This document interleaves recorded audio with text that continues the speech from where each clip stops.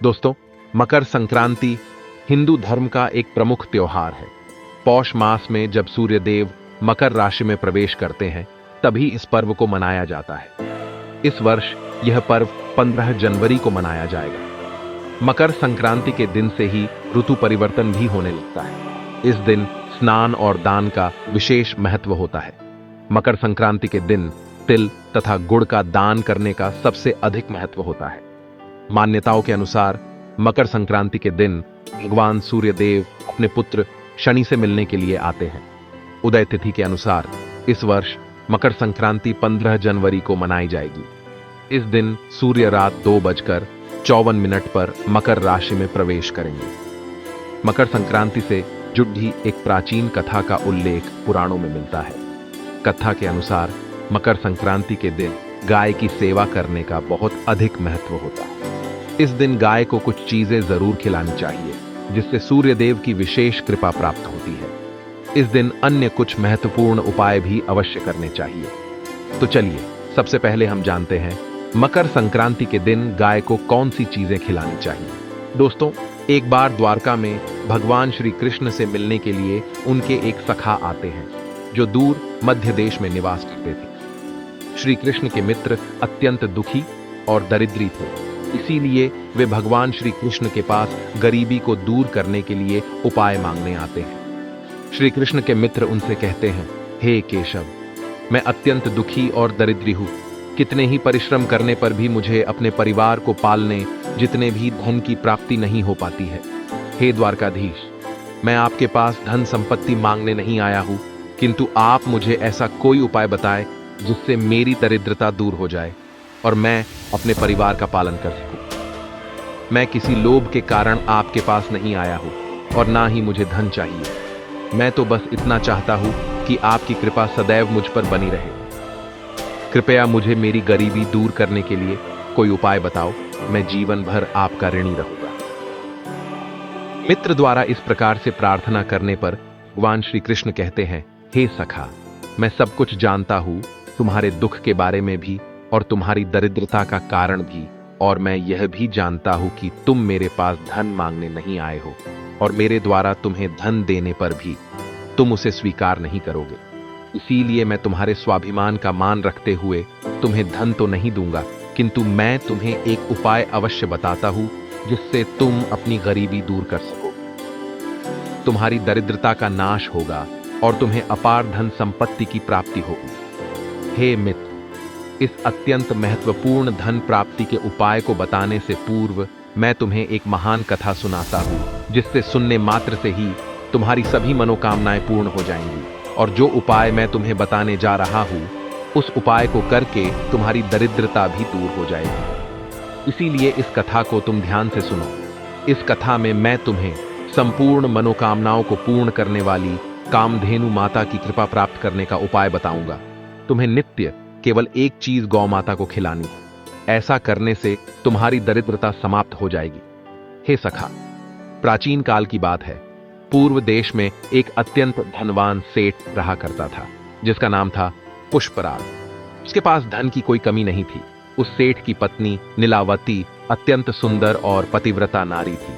सेठ के 5 पुत्र थे और वे सभी अपने पिता के साथ ही उनके कारोबार में मदद करते थे। पुष्पराग का स्वभाव बहुत लालची और स्वार्थी था। उसने अनेकों लोगों की मजबूरी का फायदा उठाकर धन इकट्ठा किया था। उस सेठ ने धन तो बहुत इकट्ठा किया था, किंतु उसने कोई पुण्य के कार्य नहीं किए थे। शास्त्र कहते हैं कि मनुष्य जितना कमाता है, उसका 1 भाग उसे दान करना चाहिए। किंतु स्वार्थ और लालच के कारण उस सेठ ने कभी 1 पैसा भी दान नहीं किया था। उसके द्वार पर आए किसी भी भिक्षुक को उसने 1 कौड़ी का भी दान नहीं किया, जिस कारण से उसके पुण्य ना के बराबर थे। फिर एक दिन उस सेठ के घर पर चोर लुटेरों ने हमला कर दिया और उसका सारा धन हड़प लिया। एकदम से लक्ष्मी को खो देने के कारण वह सेठ बहुत निराश हुआ और सदैव चिंता में रहने लगा। चिंता करने के कारण उसके शरीर में नाना प्रकार के रोग प्रकट हुए और वह बीमार होकर घर पर ही पड़ा रहा। धन के अभाव में उसका परिवार गरीबी में जीवन बिताने लगा।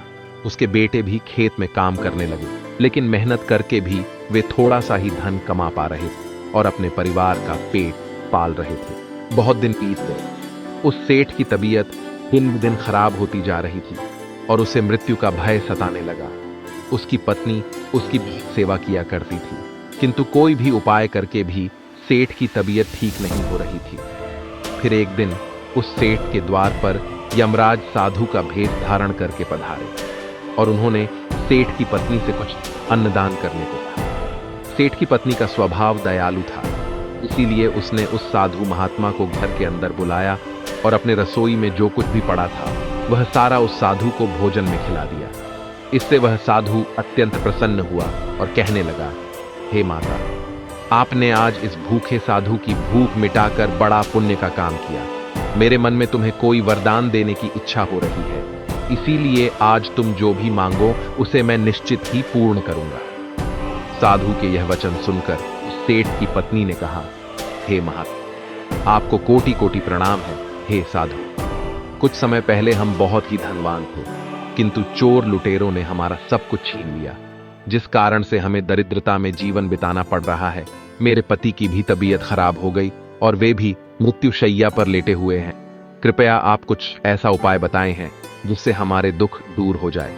उस सेठ की पत्नी की बात सुनकर वह साधु महात्मा बोले, हे माता, तुम्हारी यह दुर्दशा तुम्हारे पति के कुकर्मों के कारण हुई है।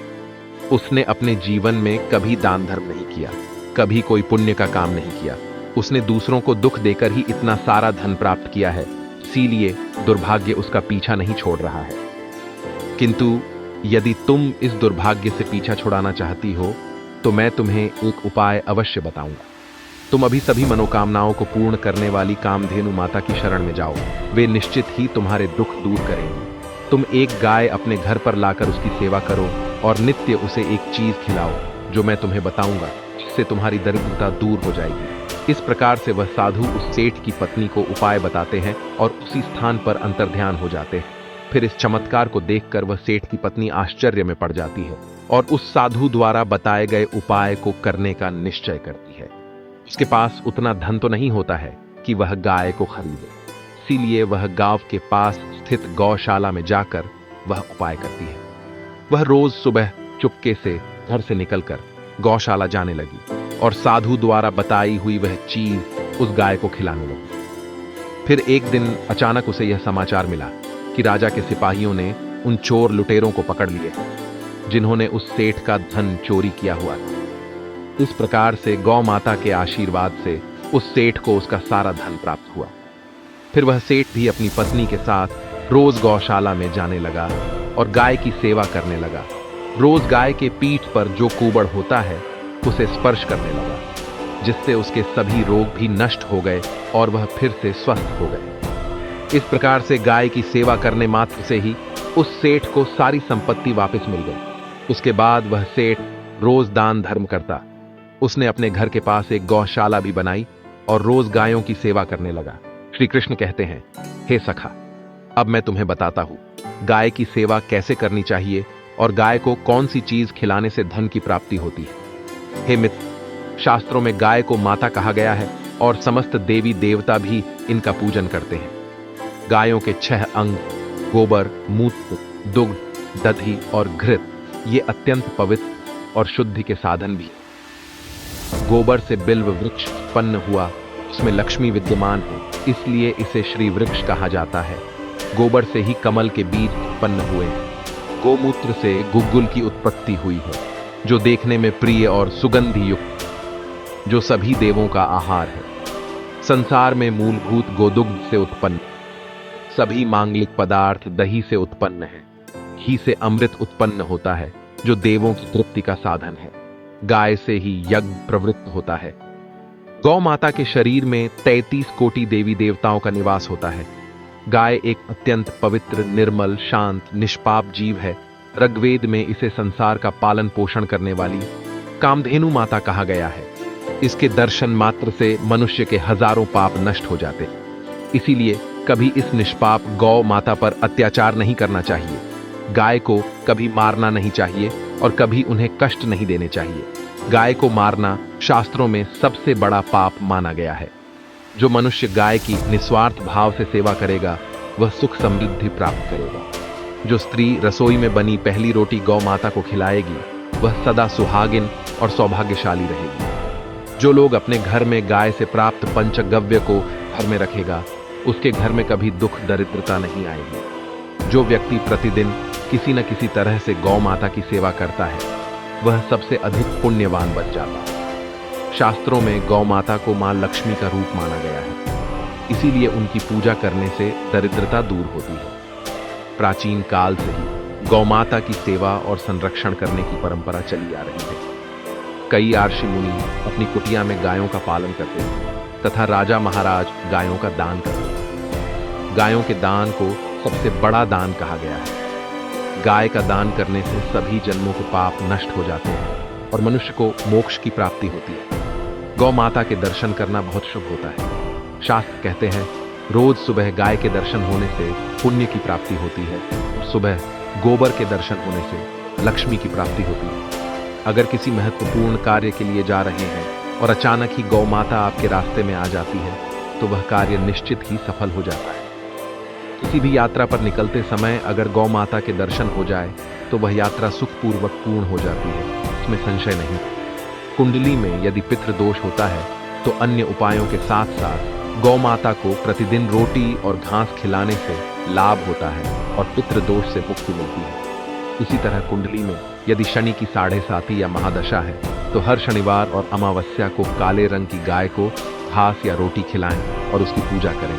इससे शनि दोष कम होता है। गौमूत्र यानी कि गाय का मूत्र बहुत ही उपयोगी, पवित्र और स्वास्थ्य की दृष्टि से अत्यंत हितकारी होता है। आध्यात्मिक दृष्टि से तो गौमूत्र का महत्व है ही, साथ ही वैज्ञानिक और स्वास्थ्य की दृष्टि से भी गौमूत्र के बहुत से लाभ बताए गए हैं। गौमूत्र में बहुत से खनिज पदार्थ और स्वास्थ्य वर्धक तत्व होते हैं जो हमारे शरीर की शुद्धि करते हैं और बहुत से रोगों से भी बचाते हैं। साथ ही गौमूत्र छिड़कने से वातावरण में शुद्धता और पवित्रता व्याप्त हो जाती है।